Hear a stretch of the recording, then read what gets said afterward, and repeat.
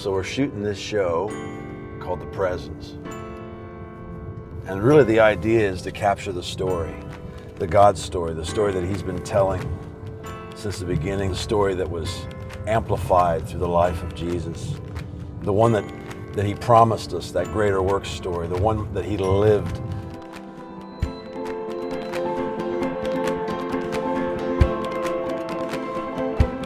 So we're doing this show called The Presence, and the goal of it is to go all over the world and search out all of the places and the people that are living their daily lives in the presence of God and ask them, what does that feel like? What does that look like? How does that work in a practical way?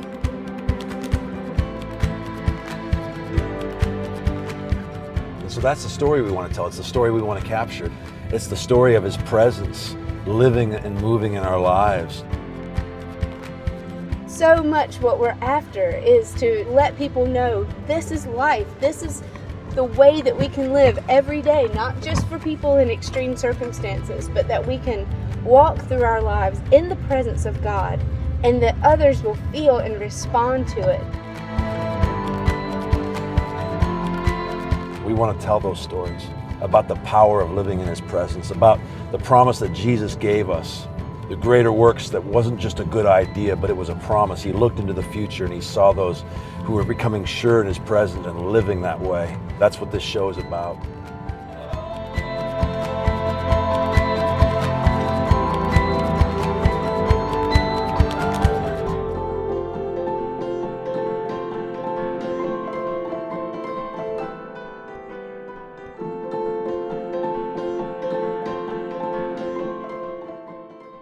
Oh yeah, thank you Jesus, we love you today. It's gonna be good. It's gonna be so good. You ever get that feeling that you're maybe in the middle of the best day of your life?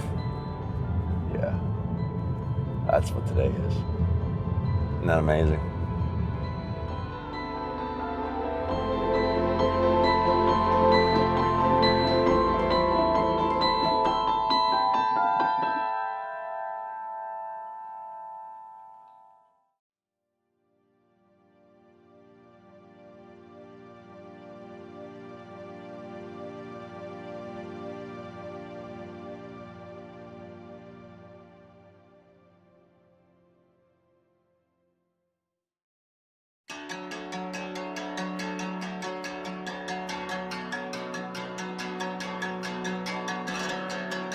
The skeletons grew skin, dirt gave birth to eyes, the blind could see again, for the very first time.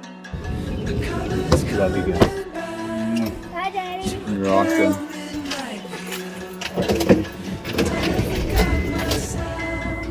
I was caught staring at you.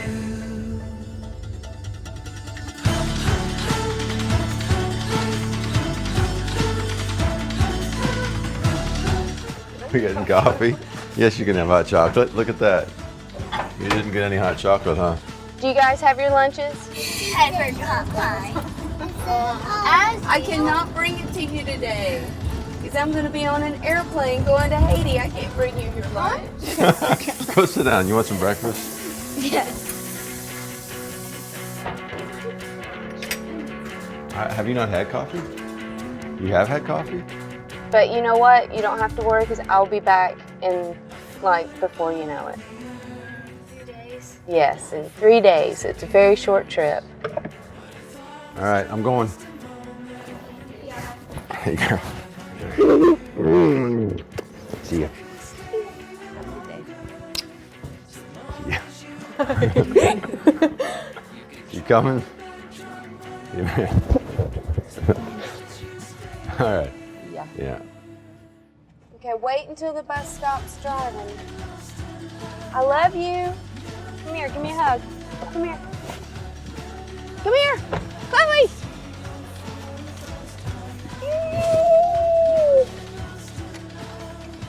All right, guys, have a good day. I love you. So I'm on my way to the Helzers today. same time, Sally is on her way to Haiti. And she's going to go there to meet an incredible man, a fellow that I met years ago. His name's Father Rick.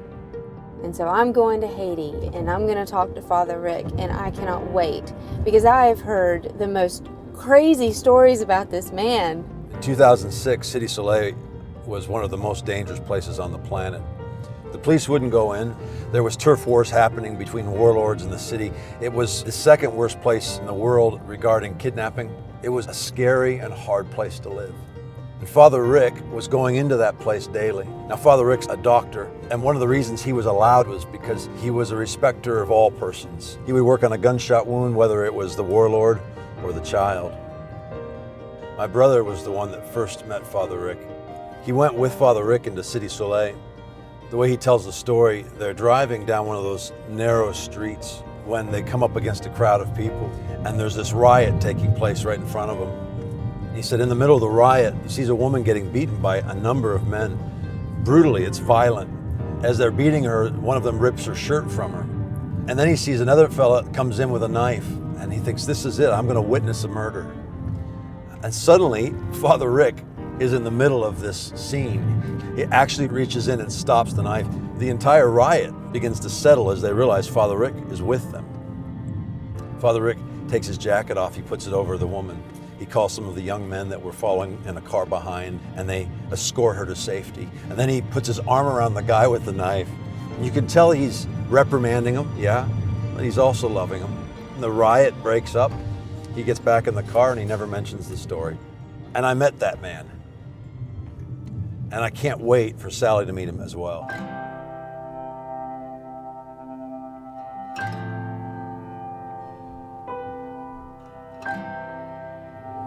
I'm so excited for Jason to get to spend some time with the Helsers. Won't you come up here?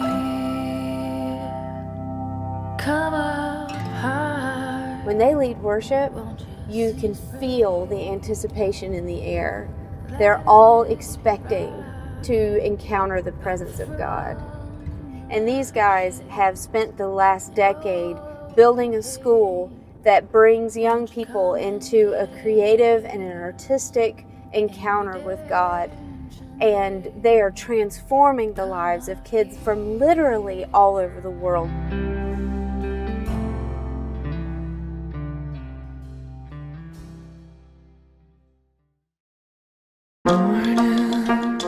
Windshield curtains reveal an infant light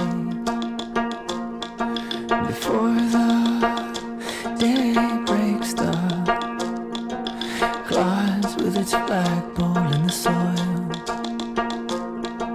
Let me reach my fingers out to touch your face.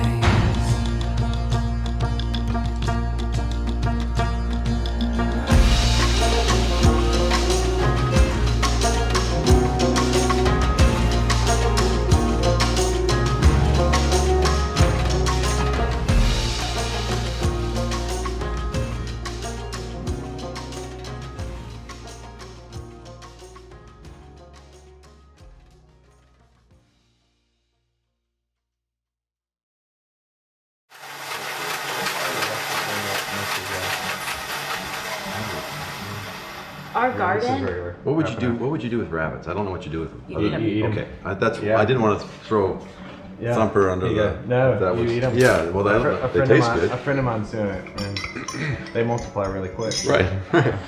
It's probably a great. It's probably one of the most cost-effective ways And to. you get this fence that you move around. You just move it around the field. Right. Because you don't have to clean up after them, Well, so they eat different parts of the grass. Okay. And you roll the fence. so you don't have to mow either. Yeah. You don't have to And feed them. All of a sudden, a couple of them are It's missing. grass-fed. Yeah, the grass fed. Part of the heartbeat is, we want to be able to invite people to discover who he is, his presence, day in, day out.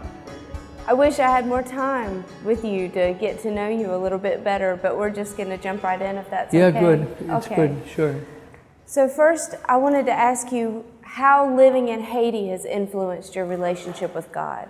I think the answer is based on the fact that the same human problems are much more dramatic here than they are in my own country. And they're so in your face that things you can avoid in the United States, you can't avoid them here. Like death is a big example, which is constantly in our face. The dramatic experiences force you into internal and external dialogues about life, some of which are phenomenally beautiful and some of which are full terror, nonstop terror. Consequently, with all of the questions that come and the confusions that come and the seeing the narrative of life played out in such rough and dramatic ways leads you to seek, and you seek deeper in the sources that you already have. Right. My faith has been tremendously deepened and enriched and affirmed by seeing life from this kind of a narrative. Which is incredibly beautiful, at the same time as it's incredibly difficult, I'm sure. It is, because it's human, it's fully human. You feel fully alive. What does it feel like to be in the presence? What do you experience? Reassurance, providence. You know, the answer will come. The medicine you need urgently for someone will come. Peacefulness. The scripture promises that, you know, you don't live there, but a peace beyond being able to explain it, a peace beyond a peace that the world can give. These are all the fruits of it. And, you know, it's an interesting topic because it brings up something that's completely neglected in the world, which is training about the inner life. And one aspect of training of the inner life is discernment. How do I know this reassurance that I feel right now is not something that my endorphins are producing to make me feel better?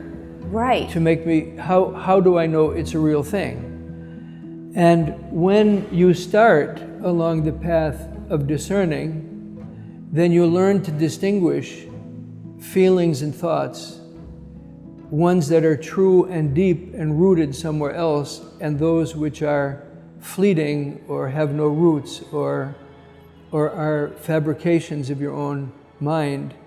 Yeah, I think a lot of people do struggle with that. How do I know what I'm hearing and what I'm feeling is God and not just my imagination? It's just lost because it's of no value. It's not valued in a commercial world. It's not valued. And because it's not valued, it's lost. And because it's lost, the human family is shipwrecked. So what has been produced in your life, in your family, in your ministry by living in the presence daily? My dad says to us, he says, God has a voice in everything. And you can hear him in anything or miss him in everything.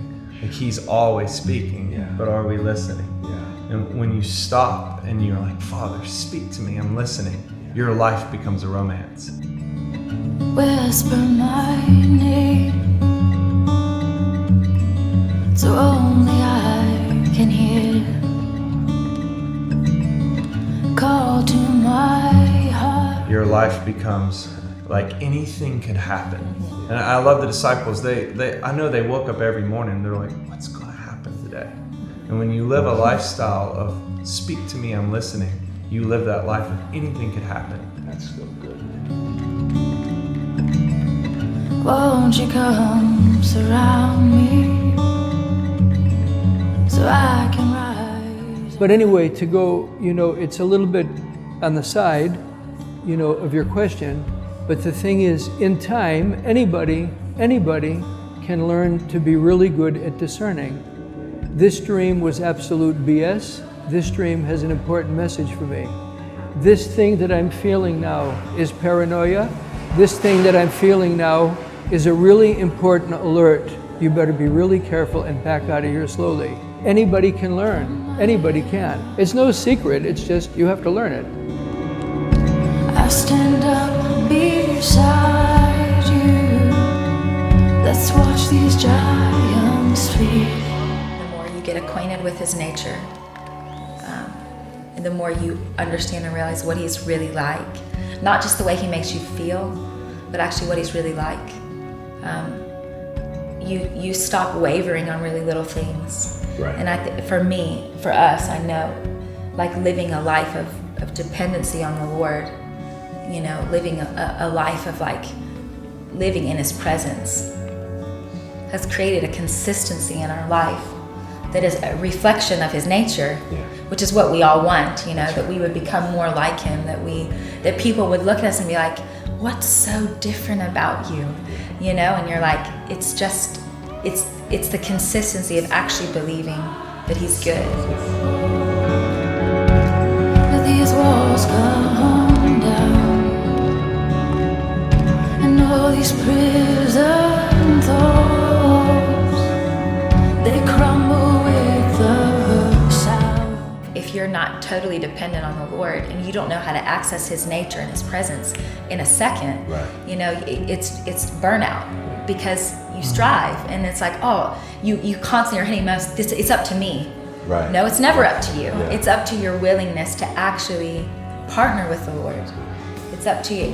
Are you actually willing to let him come in and do it with you, you know? Hello, promised land. We've waited for so long to see what we've believed in, to sing this promised land song. Explode my soul, explode with praise. What happened in your life that led you from a place of being a young believer into a place of maturity so that you know these things that you're talking about now? Well, I can't say it's one thing. What philosophers call the existential anxieties, things we know and we can't get away from them. They're really simple. Why do I or someone I love get sick, and why do they die? Why do we all get old and die? I was healed when I was 17 from a bone disease. And then when we were about 2 years into marriage, it came back pretty strong, a skin and a bone disease.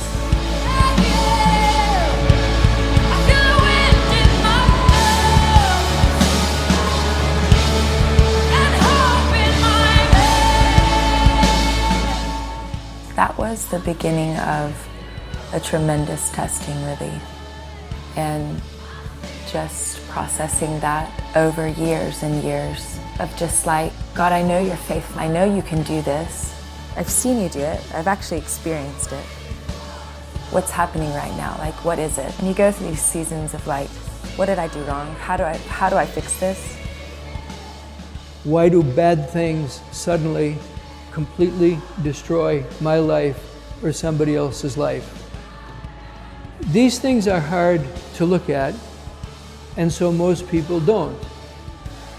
And I think if you get shocked by any of these things along the way and decide not to hide, you seek a life that is true to living without any denial of those. True to living without denying in any way all of those things. Yes, we get sidewalled. Yes, we get sick. Yes, we get old. Yes, we die. You're a good, good God. You're a good, good God. You're a good, good God. I couldn't reconcile a father that I loved so dearly, my Father in heaven. Every time I prayed and cried out and asked him for breakthrough, that he didn't hear me and know ultimately what's best for my heart and my life. Faithful and true, mighty to save. You're a good, good. So I've had people say, you just need to fast, you need to pray, you need to do more. Try basically do more, strive more. Yeah. And I would just sit there and go, and then what? Like if I do enough, I'll get his attention. Yeah. Like I have his attention now. And that was really like a very like strong, it's where I felt like the Lord came in with cement trucks and was like, I'm gonna cement this in your life right now because this is who I am. And you don't understand right now what's coming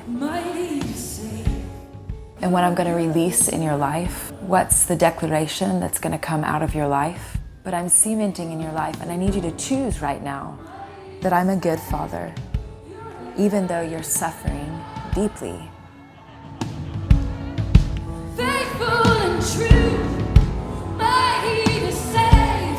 You're a good, good God. I think for people who live with this tension, their life really becomes a vocation rather than career choices.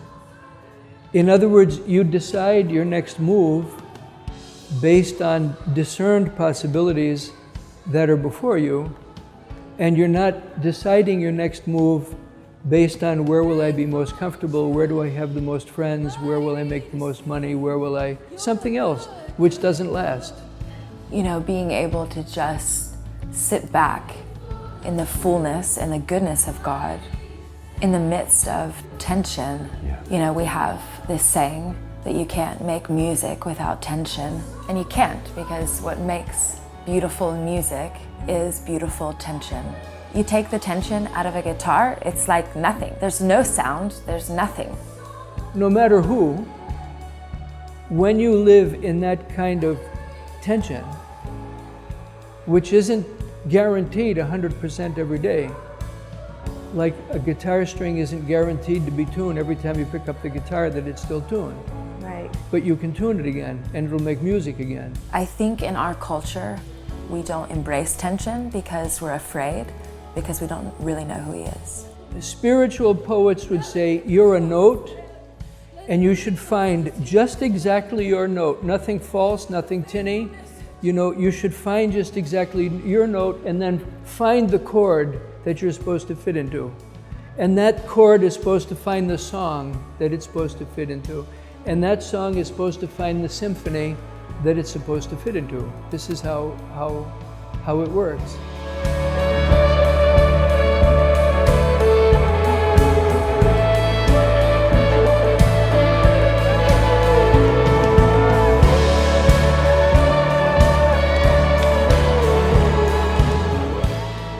Give into the nature of actually knowing the Father. For me, it's been the more I know him, the less I question his motives. The more I understand who he is as a father, as a friend, the less I come into seasons where I'm like, what is he doing? God, what are you doing? You know, because I know the Lord hasn't left me. And I know that tension in itself has created an unbelievable knowing.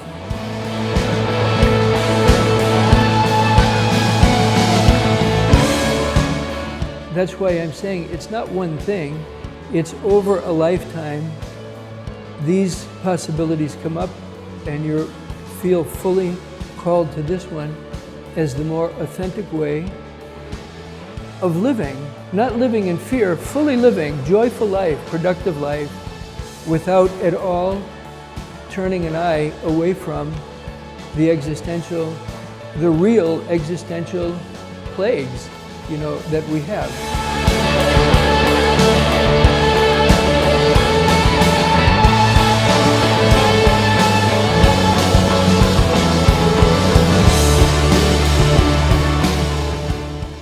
So much of the music we've written has come out of the tension. Am I going to believe that he's a good father, or am I going to listen to the suspicion that he's not? And it's that choice that he is a good father. Graham Cooke sums it up in a beautiful way when he says, God allows in his wisdom what he could easily prevent in his power. Right. And so many of the songs that we have sung that I see have the most authority are the ones we had to sing them in the storm. Yeah. The ones he got in our boat and he took us right into the heart of the storm. And your first reaction is, why did you bring me here, Jesus? Do you dislike me this much that you would bring me right here in the middle of the storm to kill me? He said, I didn't bring you into the storm to kill you. I brought you into the storm to kill your fear. And I brought you here to teach you who I am and who you are.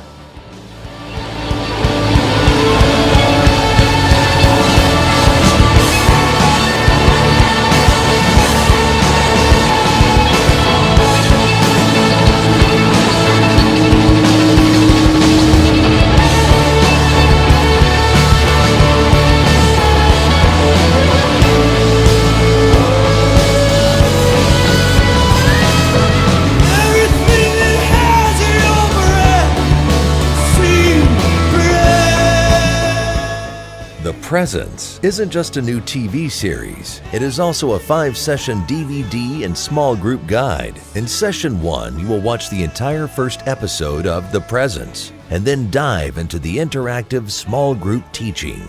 The following 4 sessions will explore what it truly means to live in the presence and how to experience the power of the presence in your own life. Imagine the contradiction standing at this table every morning and holding the sign of peace high in the air, and in your heart having murder. It's like if you're driving down the road and you're listening, you're a station and there's a song, but as the further you drive, the signal's changing and you're just keeping your hand on that radio dial, moving it. And for us, like cultivating a lifestyle of Thanksgiving, it's like you're staying in tune with the voice. What is he like? What would the Lord be like in this moment? Because he wants to be that in me, through me. Worship obliges you to go to the margins and help somebody that's in a mess. So this kind of worship becomes a disgrace to God if your worship does not take you out. The first small group package includes the 5-session DVD and 7 guidebooks. To order, just visit freshwaterworship.com, or you can order by mobile device by texting the below number. Order today. Let's all live life daily in the presence. If you have a friend or family member that is demonstrating a powerful life of living in the presence, we would love the opportunity to interview them to be potentially on a future show. Just visit freshwaterworship.com and click on the Contact Us form.